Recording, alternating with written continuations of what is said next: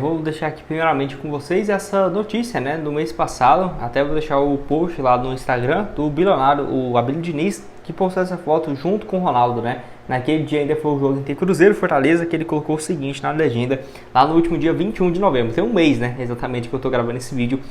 Olha quanta coisa que muda de lá pra cá.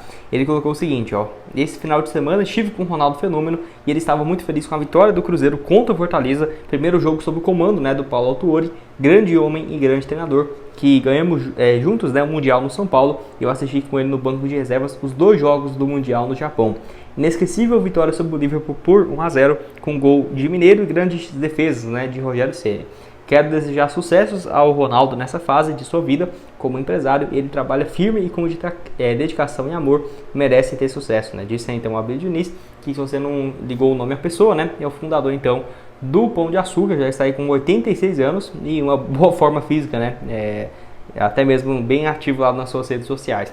Só para você ter uma ideia, ele tem uma fortuna hoje na casa de 2,4 bilhões de dólares, que é algo que flutua bastante, mas de qualquer forma ali, né, você pode colocar tranquilamente algo na casa dos 12 bilhões de reais tranquilamente, é um valor bem relevante. Se quisesse, né, comprar algum time no Brasil, teria condições tranquilamente. Então, ele que teve esse encontro, não quer dizer que teria uma negociação ou algo nesse sentido, tanto que pelo visto foi só um encontro entre amigos mesmo, né? O Ronaldo tem muitas conexões, sempre está envolvido com empresários, alguns eventos e tudo mais, então é super comum algo nesse sentido acontecer. Mas como ele já deixou claro, né, na entrevista ao Samuel Venâncio, na entrevista que ele deu, né, para o Samuel, ficou bem claro que realmente ele tem interesse no futuro de se desfazer do Cruzeiro, né? Não que seja isso algo ruim, já era assim de se imaginar, muito por conta de que o objetivo no geral é exatamente esse, né?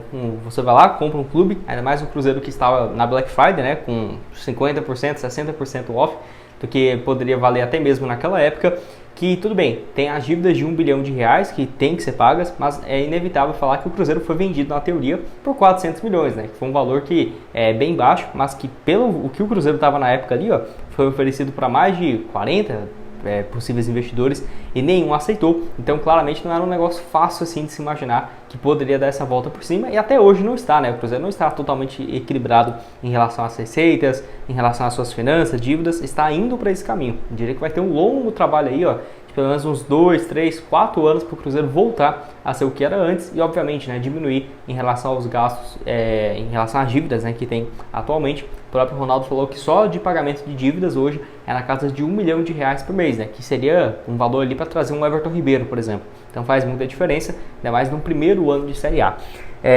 E assim, eu acho que o mais cotado a comprar esse percentual poderia ser o Pedro Lourenço, mas vai lembrar, o Ronaldo tem um parceiro, né, por exemplo, de dono do Cruzeiro.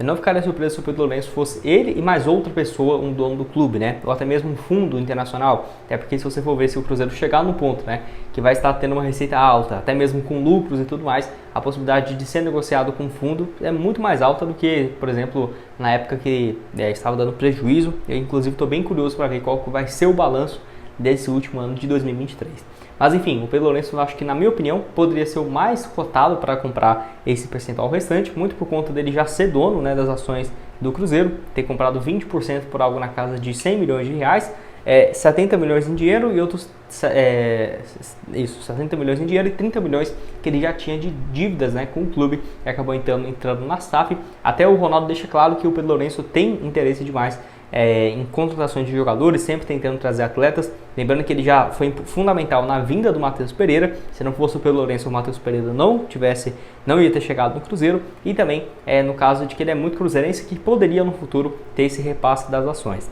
Eu diria que hoje, se fosse para o Cruzeiro ser negociado no jeito que está, né, 2 anos seguidos na Série A e tudo mais, eu diria que não teria como pensar em um valor inferior a 1 bilhão mesmo de aporte, né, diferente de 400 milhões. Obviamente o Cruzeiro estava na Série B, numa situação bem mais delicada.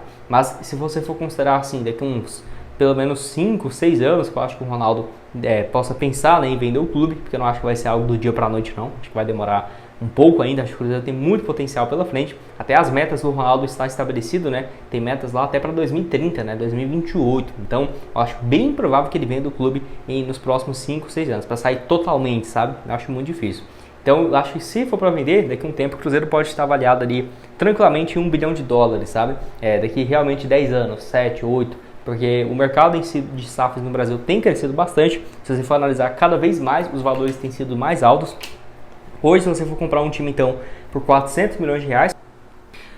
Bom, para terminar aqui com vocês, quero falar sobre essa informação que até me pegou de surpresa. O portal Goal e também o Thiago Fernandes, né, que o pessoal geralmente critica bastante, mas eu achei interessante trazer aqui para vocês, que o atacante Borré, que pertence ao Frankfurt e emprestado ao Werder Bremen, recebeu uma sondagem do Cruzeiro, mas sinalizou que prefere continuar na Alemanha nesse primeiro momento, tá? Eu não duvido da informação não, tá? Até porque o Borré não vive uma das melhores fases no futebol europeu, diferente do primeiro ano, ele tem enfrentado dificuldades por lá nessa temporada, em 2023 em si. E o Cruzeiro, obviamente, deve ter consultado várias opções no futebol sul-americano, né? Seja de sul-americanos aqui na América ou até mesmo no futebol europeu. E o Santos Borré, 28 anos, que já foi especulado em vários times, no Palmeiras, no Grêmio, enfim, naquela época que ele estava de saída do River Plate, vive uma fase mais ou menos, né? Pelo Werder Bremen, 13 jogos, 4 gols. Ele já tinha terminado a temporada passada também pelo Frankfurt, que não foi bem, né? 47 jogos, até que jogou muito, né, em número de jogos, só balançou as redes 3 vezes, com centroavante é baixíssimo, e 4 assistências. Vale lembrar que a primeira temporada dele no futebol europeu, 2021-22, ele foi muito bem, né? Marcou 12 gols, 6 assistências em 45 jogos, um desempenho sensacional. Até foi especulado em outros times do futebol europeu, mas continuou no Frankfurt, que naquela época vivia uma boa fase. Pelo River Plate viveu bons momentos, por exemplo, 2021, 16 gols, 2020, 18 gols marcados, já jogou também no Deportivo Cali, desde muito novo, né? Já foi vendido para o futebol europeu, que ele pertencia ao Atlético de Madrid. Na Europa, ele anteriormente a essa passagem ao River Plate e depois, né, ao futebol alemão, ele já tinha jogado pelo Villarreal com números baixos também, em 2017. 4 gols pelo Villarreal e 2 assistências em mais de 30 partidas. Eu lembro dele também muito bem no Deportivo Cali, né, da Colômbia, 2015 e 16. Ele chegou a marcar 22 gols naquele período em 46 jogos, teve um bom desempenho, na época ainda emprestado pela equipe do Atlético de Madrid. Acho um jogador muito bom, mas eu acho que já era de se esperar que ele falaria isso, né? Que gostaria de continuar no futebol europeu. Até porque quando ele teve consultas de times aqui no Brasil, igual o Palmeiras, para contratá-lo em 2019, ou em 2022, né? Quando estava de saída do River Plate, ele sempre deixou claro que estava priorizando o futebol alemão, o futebol europeu no geral. Mesmo com salários bem mais baixos do que ele ganharia no Brasil, ou na Arábia Saudita, ou na Ásia, ele preferiu voltar, né, para o futebol europeu, e foi o que aconteceu. Eu acho que se ele não conseguir se adaptar por lá nessa temporada, pode ser uma alternativa para os próximos meses, viu? Mas eu acho que o Cruzeiro agora, com o Juan Dineno, não vai contratar mais nenhum centroavante, pelo menos não desse nível, né? Como que você vai ficar com 2 jogadores com salários altíssimos, né, para revezarem a posição? O Larcamon não tem como característica jogar com 2 centroavantes fixos. Pode ser que ele mude isso? Pode, mas não acho que deva acontecer. Apesar de que os dois se movimentariam bastante, né? Nem acho que seria uma péssima opção. Mas se o Cruzeiro fecha com mais um meia, cara, acho que Matheus Pereira, Everton Ribeiro, acho melhor você jogar com um centroavante apenas. E não sei até que ponto vale contratar um reserva, né? Até quero que você deixe aqui embaixo nos comentários sobre esses 2 centroavantes, sobre a chegada do Juan e o reserva